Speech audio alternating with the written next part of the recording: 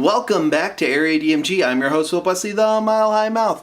And for today's episode of Suki Nihon, we are reviewing episode 10 of season 1 of Gravity Falls. Fight Fighters! This one features some pixel art from Paul Robertson, who, you might know him if you've played like Scott Pilgrim vs. the World, that particular game, or Fez, or Curses and Chaos. He does a lot of pixel artwork for Anamanaguchi and Disaster Piece, and he's worked with like Jake Kaufman on things. He does these little pixelized things for let's see, for Adult Swim. I follow him on Tumblr actually. He has some pretty good artwork, although like 95% of it is not safe for work at all.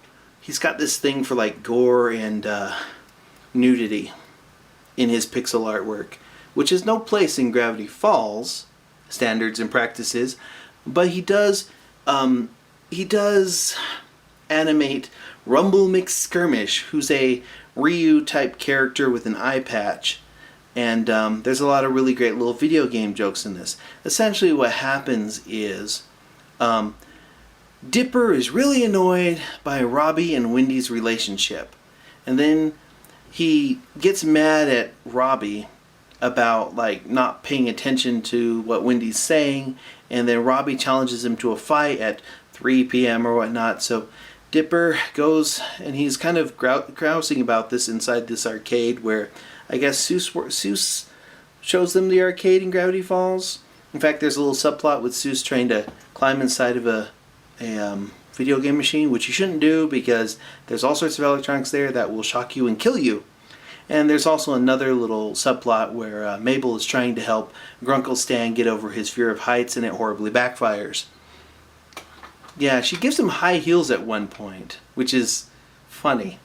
But anyways, Dipper is stressing out about this whole upcoming fight with Robbie. He's playing this little Fight Fighters game, and he sees a code on the side of the arcade cabinet that he enters in and brings Rumble McSkirmish to life.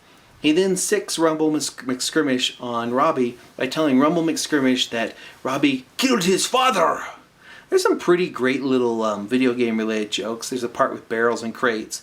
There's a part with Rumble McSkirmish's voice. One thing I like about Rumble McSkirmish is that he's always constantly in motion, and he has scan lines. He's got scan lines and that little glow that CRTs have, and I thought that was a pretty great little bit. There's this really great part where they're walking down the street, and he's just picking up some dangerous litter like pipes and swords and stuff, similar to like Streets of Rage. And then there's another part there where you see like this father and son, and this father's like, hey, here's a new car. And of course, like the bonus round in Street Fighter 2, Rumble McSkirmish breaks that car up, and the guy's all like, oh, my car. And then his dad's like, I'll just buy another one. It's great being rich. It's pretty funny. Essentially, it boils down to a point where Dipper ends up saving Robbie from Rumble McSkirmish by challenging Rumble McSkirmish to a fight. Dipper, of course, loses the fight, but that kind of wins.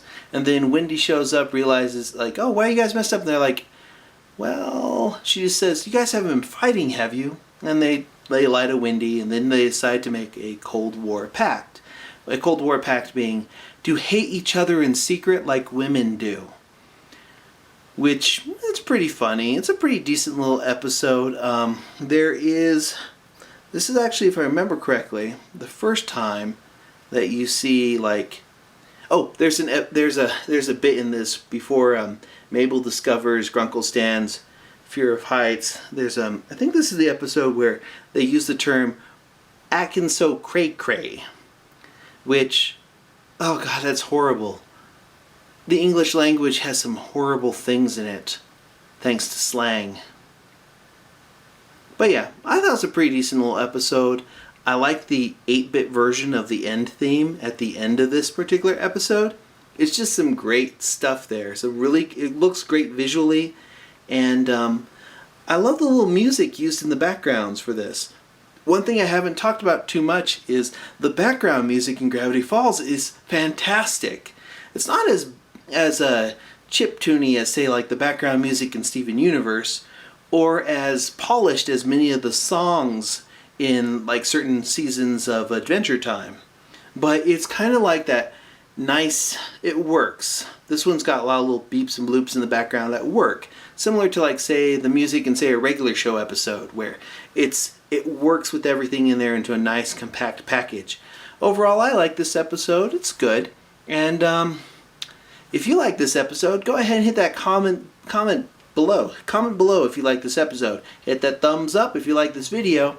Hit subscribe, because that's the good thing to do. And until the next video comes out, you are now caught up.